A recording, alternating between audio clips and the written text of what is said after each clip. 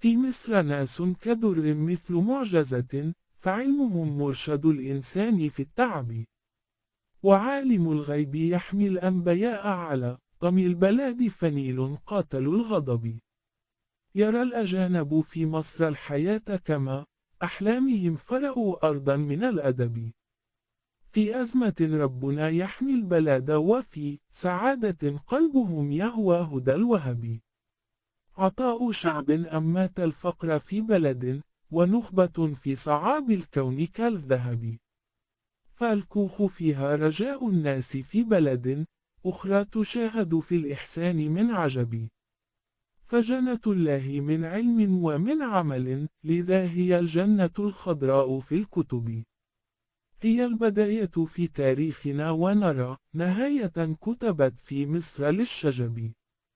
أرض الأمان وفي صعب كما سند لعالم خيرها كالغيث من سحب. شعر الشاعرة ريهام عاطف.